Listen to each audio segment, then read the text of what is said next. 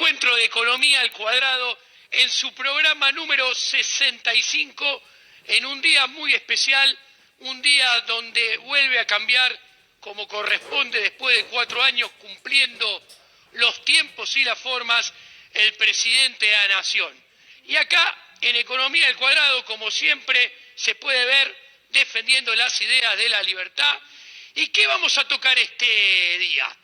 Esta noche vamos a tratar de anticipar el programa económico de Alberto Fernández, entender por qué y los resultados que puede traer aparejados. A ciencia cierta todavía no hay anuncios, pero sí sabemos quiénes son los ministros, qué referentes económicos hay detrás de Alberto y qué han venido diciendo. Entonces, podemos suponer, con un margen de error bastante escueto, qué intentarán hacer en este inicio de gobierno. Desde nuestro punto de vista, conociendo el paño, conociendo a los economistas en cuestión y más aún lo que han venido diciendo, nosotros arriesgamos, creemos, pensamos y anticipamos que lo más probable es que Alberto Fernández quiera aplicar un programa económico parecido, muy semejante a lo que aplicó Néstor Kirchner en el 2003, 2004, 2005, cuando justamente él era jefe de gabinete. Desde nuestro punto de vista, seguramente va a aplicar políticas fiscales y políticas monetarias expansivas, va a aplicar más gasto, más subsidios, preferentemente orientados a los más vulnerables. ¿Por qué? Porque tiene el objetivo de incentivar el consumo, expandir la demanda agregada, porque siguiendo la receta keynesiana, piensa que si hay un shock de demanda, ese shock de demanda va a llevar arrastrado por detrás a la oferta. Primero la demanda, después la oferta. Entonces, aumentando, incentivando la demanda, aumenta primero la demanda, eso tracciona la oferta, genera más producción y unido a el acelerador de la inversión keynesiano, que básicamente lo que dice es, bueno, ante un aumento de la demanda agregada, desde el lado de la oferta de economía, los empresarios no pueden perderse la oportunidad de ganar dinero, entonces van a salir a invertir como locos para aumentar su capacidad de producción, expandir más y consecuentemente generar nuevos puestos de trabajo. Y así más empleo, aumento de demanda de empleo y en consecuencias más y mejores salarios. Pero veamos, esta teoría keynesiana siempre explicamos de acá, de Economía del Cuadrado, que está mal, que está peleada con los datos de la realidad, pero como si esto fuera poco, en esta oportunidad, el punto es que la situación actual no tiene nada que ver con la situación del 2003, 2004, 2005. Si Alberto Fernández pretende hacer lo mismo que en el 2003, 2004, 2005, partiendo, como vamos a mostrar, de una coyuntura diametralmente opuesta a la que tenía Néstor Kirchner en ese entonces, haciendo lo mismo como parte de un punto inicial totalmente diferente, va a tener resultados no solamente muy diferentes a los de aquella oportunidad, sino muy malos. Entonces, vamos al grano y vamos a mostrar por qué decimos lo que estamos comentando. Señor director, vayamos al primer gráfico. ¿Qué se ve en este gráfico? Que es una locura hacer política fiscal expansiva con más gasto público hoy, y que la situación de hoy es totalmente diferente a la del 2003 y va a llegar a diferentes resultados, todos muy malos. Miremos el gráfico de la izquierda. Tenemos en el 2003 teníamos un superávit primario de 3% del PBI y un superávit financiero, o sea, contando los intereses, de 1.15. En cambio, hoy en día, en el mejor de los casos, para mí un poco peor que este número que voy a decir, el déficit primario que deja Macri es de menos 1.0 y el déficit financiero con los intereses es de menos 4.3. Como podemos ver, resumiendo, el resultado fiscal es 5 puntos peor que en el 2003. ¿Esto qué quiere decir? Como se ve ahí, hay desahorro público. Si de un lado tenemos desahorro público y del otro lado tenemos el sector privado sacando ahorro de la economía, llevándoselo afuera, llevándoselo al colchón, hay mucho menos ahorro en la economía. Y si hay mucho menos ahorro, no hay con qué pagar la inversión. Y si no hay con qué pagar la inversión, no va a haber inversión. Por ende, no va a haber acumulación de capital, no va a haber crecimiento y sí va a terminar habiendo más inflación porque ese déficit primario se lo va a tener que financiar con maquinita, con emisión monetaria. Y encima, a su vez, la maquinita que genera más inflación impacta negativamente sobre la inversión, retroalimentando el círculo vicioso. Pero como si esto fuera poco, miren el gráfico a su derecha, miren la dimensión del Estado. En el 2003 se salió rebotando fuertemente porque el tamaño del Estado, los tres niveles, nación más provincias más municipios, eran el 27% del PBI. Lo mismo que tiene Chile, lo mismo que tiene Perú hoy en día. En cambio, hoy en día tenemos en Argentina 41% de gasto y 35% de presión tributaria. O sea, hay mucho más Estado que en el 2003. Justamente este exceso de Estado, como muestra el gráfico, es lo que ahoga al sector privado, no dejándolo ganar dinero, entonces no dejándolo hacer negocios. Y como no puede ganar dinero y como no puede hacer negocios, el sector privado, la pyme, la micropyme, el cuentapropista, no puede invertir, no puede crecer, no puede producir, se termina fundiendo. Y la política que quiere aplicar el nuevo gobierno es agrandar ese Estado que ya está ahogando a la economía, que ya está ahogando al sector privado, que ya tiene un déficit imposible de financiar y que va a ser más inflación.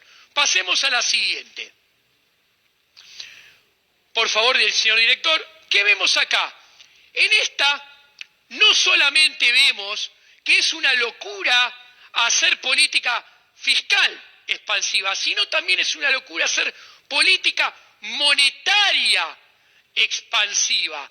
¿Por qué? Porque la situación monetaria del 2003 no tenía o no tiene nada que ver con la del 2019. ¿Qué se ve en el gráfico? El primer conjunto de barras. En el 2003 se puede ver, en diciembre del 2003, la inflación del INDEC era 3.7 y el dólar punta a punta había aumentado 3.8 en todo el año. En cambio, en el 2019, la inflación a final de diciembre va a terminar en 58%. Y el dólar punta a punta, si se queda donde más o menos está hoy en día, hasta final de año, va a cerrar con un aumento del 72%. Entonces, ¿qué estamos viendo? Miremos nuevamente este gráfico. La coyuntura monetaria de hoy en día, tenés un mercado monetario muy desequilibrado, tenés expectativas de inflación muy elevadas en el 2019, y ahí en rojo te dice, tenés una demanda de dinero cayendo en el 2019. Entonces, esto es exactamente lo opuesto a lo que sucedía en 2003, cuando el mercado monetario, como mostraron los números, estaba en equilibrio o cercano al equilibrio, las expectativas de inflación eran bajísimas y la demanda de dinero crecía. Entonces, En el 2003 vos podías hacer política monetaria expansiva, podías darle a la maquinita y que la economía creciera con baja inflación. Hoy en día, con esta coyuntura totalmente diferente en términos monetarios, si le das a la maquinita no vas a crecer, vas a implosionar con más inflación. Pero ojo, tanto es así que en ese 2003, la Baña, dándole a la maquinita, en 2 años cuadriplicó la inflación. Pasó de 3.7 en el 2003 a 6.1 en diciembre del 2004 y a 12.3 en diciembre del 2003. O sea, política fiscal expansiva, política monetaria expansiva, que dieron resultado para salir rebotando fuertemente en el 2003, 2004, 2005, no van a dar resultado ahora y van a generar solamente más inflación. Pasemos al siguiente gráfico, por favor, señor director. ¿Qué vemos acá? Además, la capacidad de rebote de la economía hoy en día es mucho más baja en el 2003. Miren el gráfico a su derecha.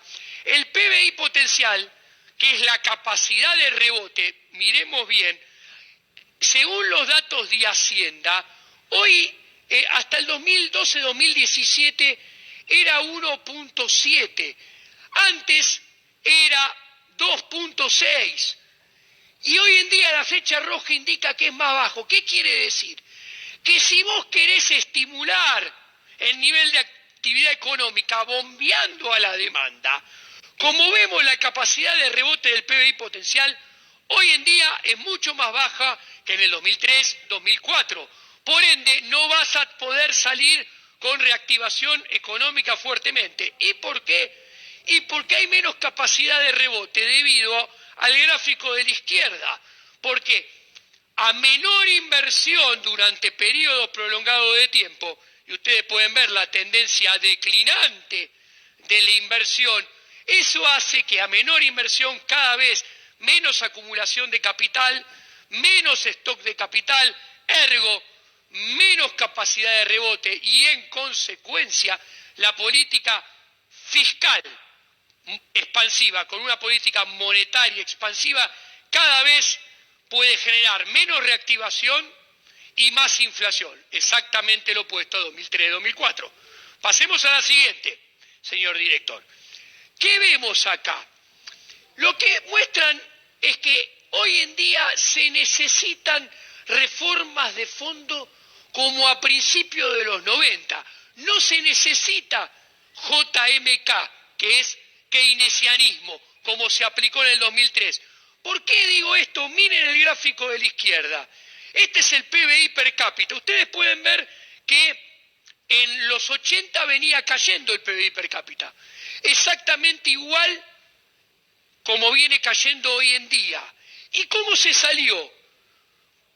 Con reformas estructurales de fondo que achicaron el Estado, se salió creciendo fuertemente. Si vos agrandás el Estado sin reformas estructurales hoy en día y acrecentás los problemas, porque agrandar el Estado es agrandar el Estado que hoy asfixia a impuestos, a inflación, a regulaciones, a la micropyme, a la pyme, vas a hacer que termine habiendo más inflación y menos nivel de actividad. Exactamente lo opuesto a lo que se logró en 2003, 2004 y 2005.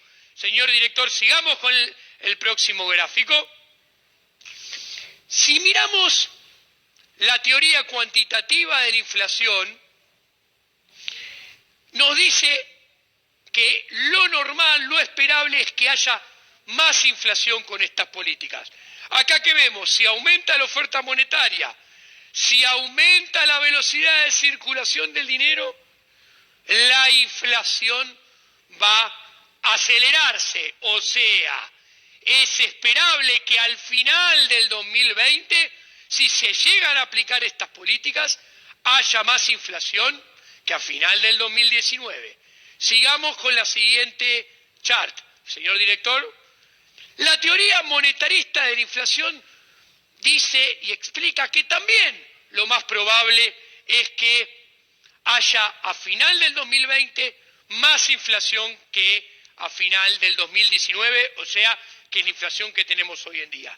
Estos gráficos, estas líneas rojas que vemos acá abajo, lo que muestran son las 4 canillas de emisión monetaria que se le abren al próximo gobierno, o comprar dólares del superávit comercial para poder renegociar y pagar la deuda, emitir para pagar déficit fiscal, emitir para las LELIQ, pagar la deuda de corto plazo. Todo eso son causales de emisión monetaria, razones por las que probablemente este gobierno tenga que emitir. Y si elige no emitir, bueno, meterá un Bonex para no emitir por las LELIQ,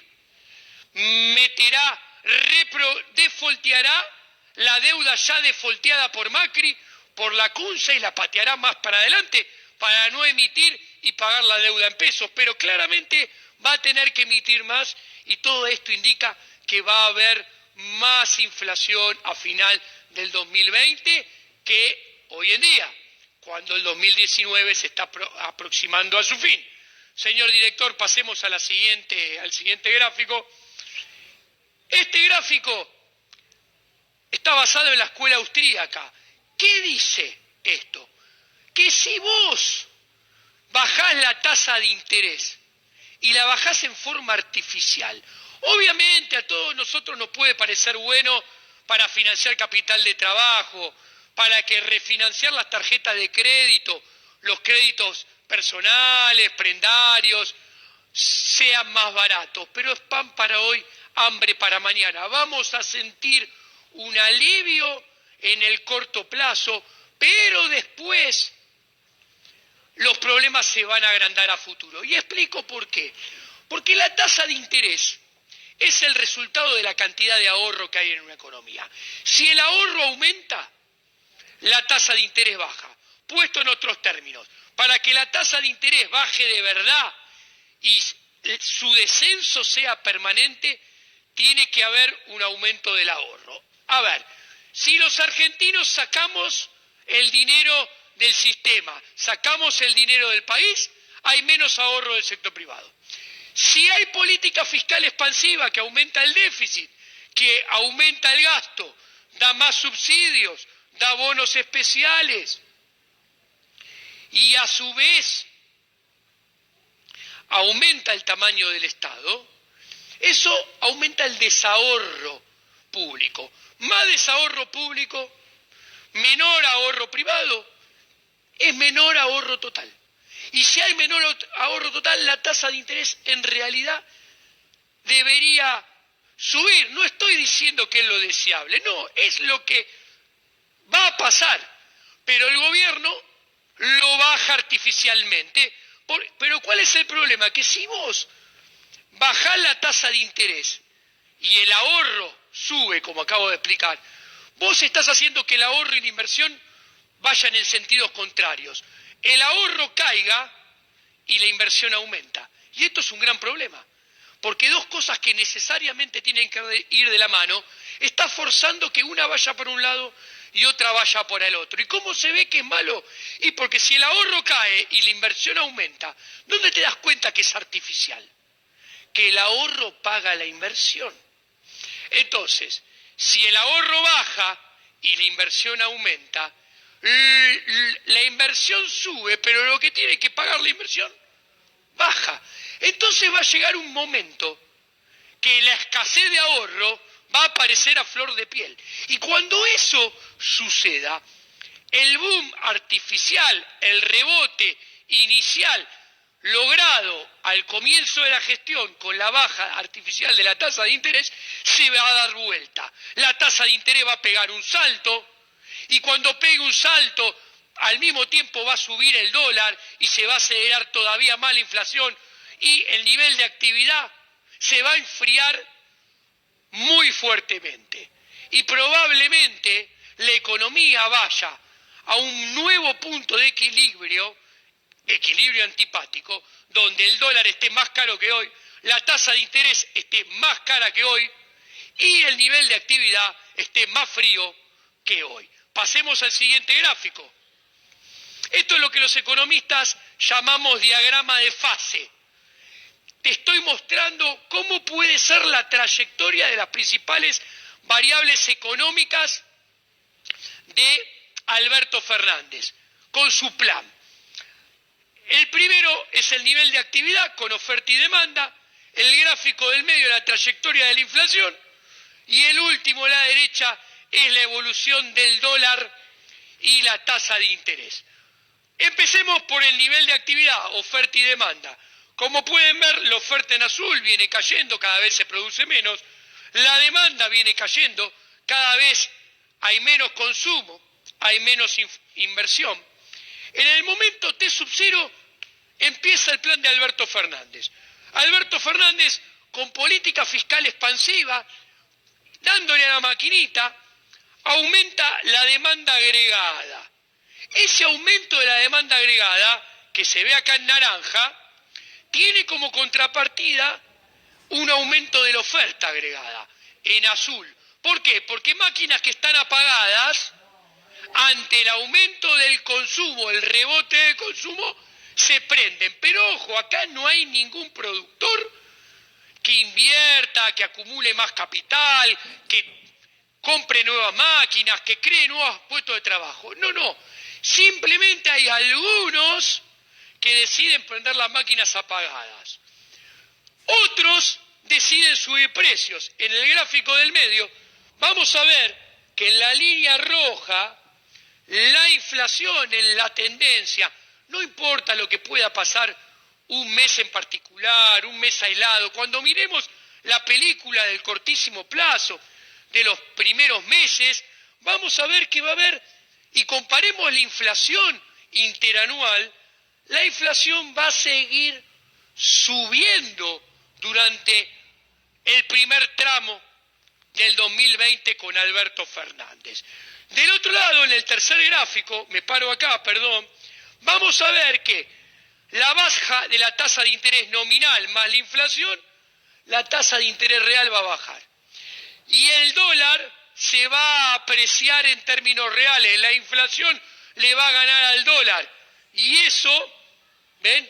Acá, y eso va a lograr y estimular que se consume más.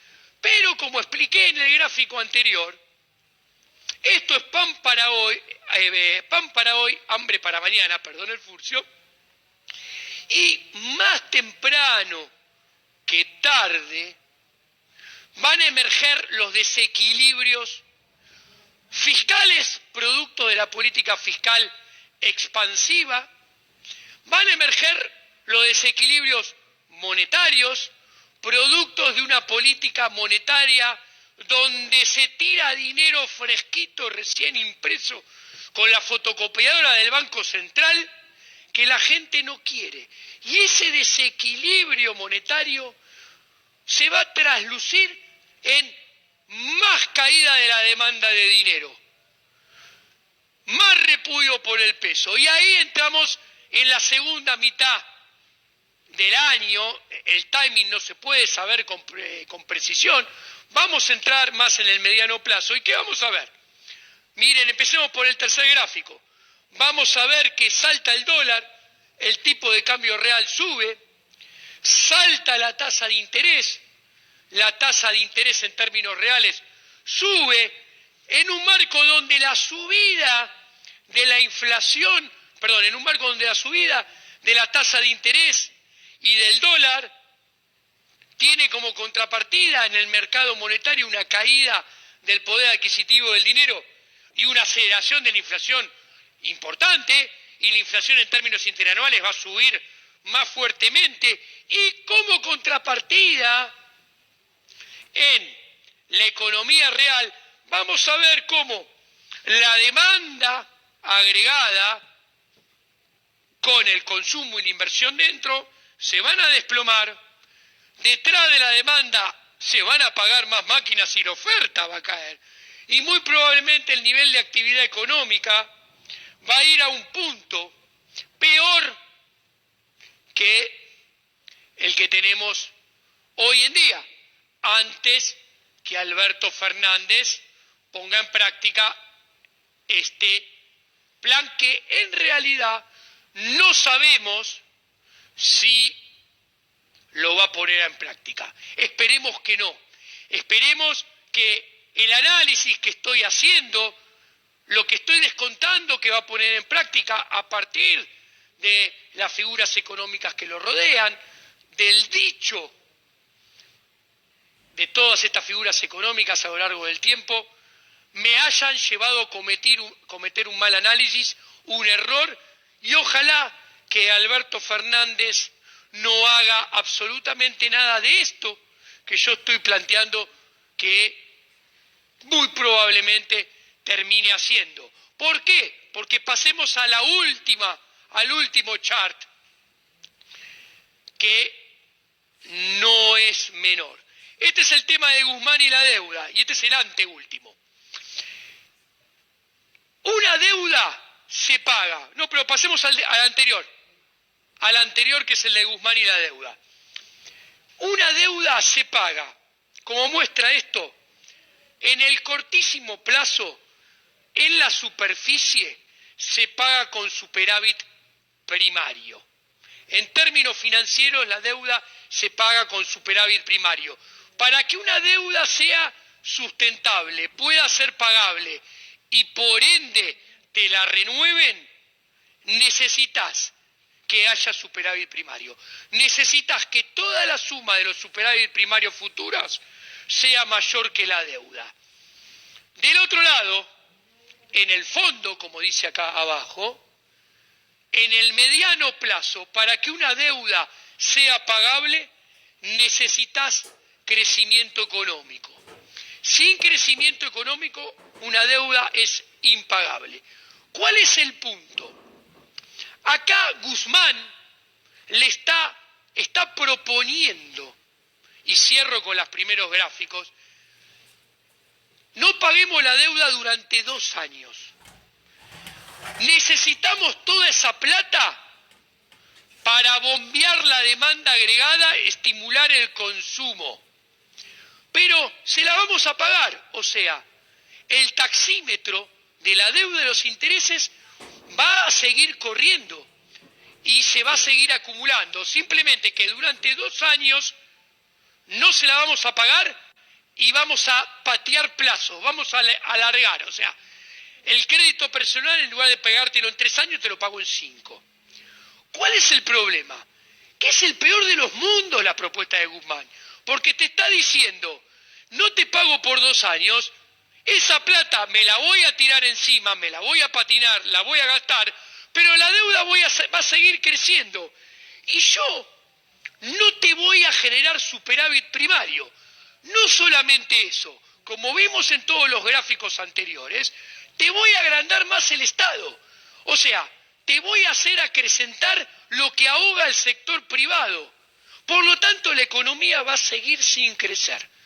Entonces, cuando terminen los 2 años de gracia, que son el 2020 y el 2021, asumiendo el mejor de los escenarios, Heidi, hada madrina, Didi Badi Dibun, que viene una hada madrina con la varita mágica, y todos hacen lo que Guzmán quiere y le firman, cuando pasen los 2 años, en el 2022, no vamos a tener un superávit primario que necesitaríamos del 3%. La economía no va a estar creciendo vigorosamente. Y el problema de la deuda va a ser más grande que el problema de la deuda que tenemos hoy en día. Si llegaran a aplicar este programa económico, que ojalá me equivoque y apliquen otro, con este programa económico y con la propuesta de Guzmán, la problemática de la deuda en el 2022 va a ser más grande que al principio del 2020. Nos estaríamos comprando un problema más grande que el que tenemos hoy en día. Y ahora sí, vayamos a la última y cerramos. Hice 2 encuestas. En la primera votaron 15.000 personas, en la segunda votaron 12.000. Es una encuesta entre mis seguidores en Twitter. En el primer caso, les pregunté si pensaban que la inflación iba a ser mayor, igual o más baja en el 2020 en comparado con el 2019. El 72% de mis seguidores contestaron, el 72%, que la inflación va a ser más alta en el 2020 que en el 2019. En la segunda encuesta pregunté, ¿usted qué piensa en materia de PBI e inflación? Primera opción, en el 2020 vamos a tener menos PBI y más inflación que en el 2019. Bueno, el 73% de la gente contestó que va a pasar este escenario muy negativo. Y solamente el 6% contestó que vamos a estar mejor en materia de nivel de actividad con menos inflación. ¿Y por qué es preocupante esto? Porque si los agentes económicos mayoritariamente no creen que el plan económico va a ir bien, se van a proteger y va a terminar siendo la profecía autocumplida. Y la economía, debido al accionar de los agentes económicos que creen que las cosas no van a ir bien y en consecuencia toman un accionar preventivo, defensivo, la economía va a terminar yendo peor. Bueno, para redondear, y repito, esto ha sido lo que yo creo que pueden llegar a ser, tomando en cuenta lo que ha manifestado públicamente Alberto Fernández, lo que ha manifestado públicamente sus principales referentes económicos, lo que yo deduzco conociendo personalmente a varios referentes económicos de Alberto Fernández, a su pensar intelectual también. Ojalá no hagan nada de esto y que yo me termine equivocando, porque el análisis riguroso muestra que si pretenden hacer algo parecido a lo que hicieron en 2003, 2004, 2005, previo a la reestructuración de deuda del 2005, si intentan hacer algo similar, los resultados van a ser los opuestos. No nos va a ir nada bien, sino que el escenario se va a terminar complicando y muy probablemente vamos a tener que hacer un nuevo plan económico con nueva gente después de un nuevo fracaso más. Y todos los argentinos volveremos a estar varios escalones debajo de los escalones que estamos hoy en día, acentuándose una caída que ya tiene 12 años. Señores, la riqueza de Argentina de hoy en día, el PBI per cápita de hoy en día está más bajo que en el 2008. O sea, la generación de riqueza económica en nuestro país hoy es más baja que el primer día del primer mandato de Cristina Fernández de Kirchner. ¿Qué quiero decir? Que en los 8 años de Cristina Fernández de Kirchner no se empobreció. En los 4 años de Mauricio Macri nos empobreció todavía más que Cristina Fernández de Kirchner. Y lo que estoy vislumbrando que van a hacer es seguir exactamente por el mismo sendero en el cual estamos hace 12 años. Y si seguís haciendo lo mismo que venís haciendo, no cabe esperar diferentes resultados. Es más, si seguís haciendo lo mismo, pero cada vez desde escalones más abajo, lo único que podés esperar es estar cada vez peor. Buenas noches, ojalá, lo ruego, me equivoque. Hasta la semana que viene con ustedes en Economía al Cuadrado.